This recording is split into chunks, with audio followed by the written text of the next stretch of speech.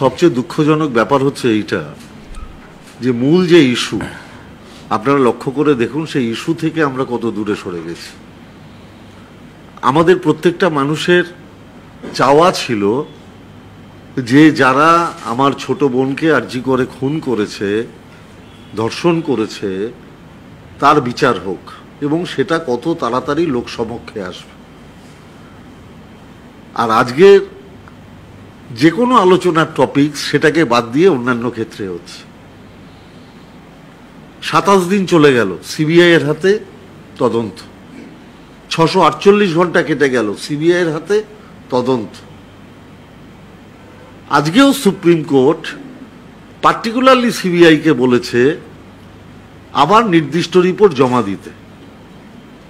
দুদিন আগে ব্যাংশাল কোর্টে যখন জেল হেফাজতের পর আসামিকে নিয়ে যাওয়া হয়েছিল, সিবিআইয়ের যিনি আইনজীবী তিনি উপস্থিত হতে পারেননি।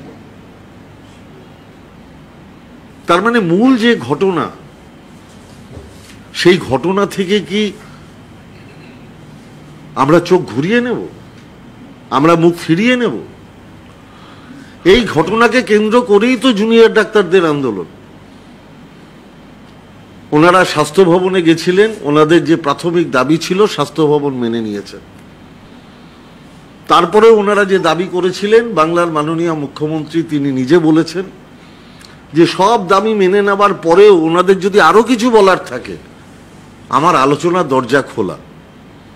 ওনারা আলোচনায় আসুক, ওনাদের কি কি বলার আছে আমরা আলোচনার জন্য দরজা খোলা রেখেছি। ডাক্তারবাবু, আপনারা তো এটা মনে রাখবেন যে গ্রামের গরিব মানুষ আপনাদের ভগবান মনে করেন। তারা মনে করেন আপনারাই তাদের জীবন ফিরিয়ে দিতে পারেন।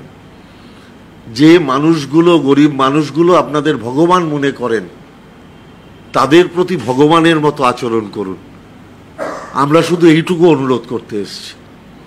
আজকে নিয়ে 24টা মানুষ মারা গেল।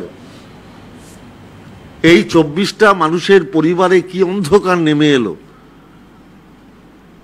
আপনারা একবার চিন্তা করবেন না, একবার বিবেচনা করবেন না?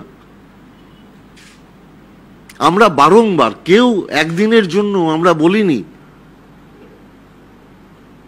যে ডাক্তারবাবুদের এই আন্দোলন অন্যায়।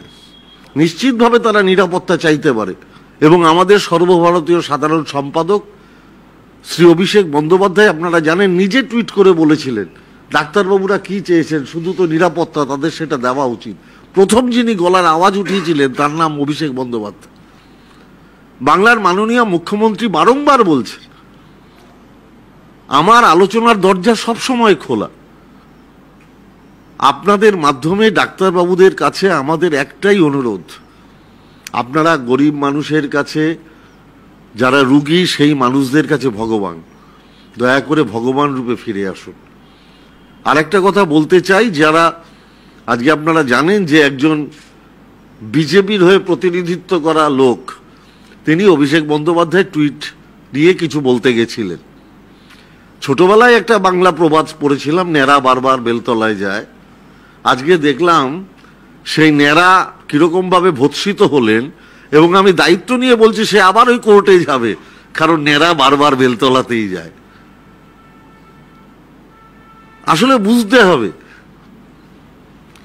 যে জায়গাটা কি, তার পেরিফেরি কি, সেই জায়গাটার ওজন কি, সেই জায়গাটায় বলতে গেলে আমাকে কতদূর সেই জায়গাটা সম্পর্কে অবহিত হতে হবে। দাবি ত্যাগ এই চ্যানেল কোনো প্রচার করে না হিংসাত্মক, ক্ষতিকারক বা অবৈধ কার্যকলাপ এই চ্যানেল দ্বারা প্রদত্ত সমস্ত বিষয়বস্তু শুধুমাত্র একটি শিক্ষামূলক উদ্দেশ্যের জন্য। ধন্যবাদ। শুভেচ্ছা টিম আমার বাংলা নিউজ।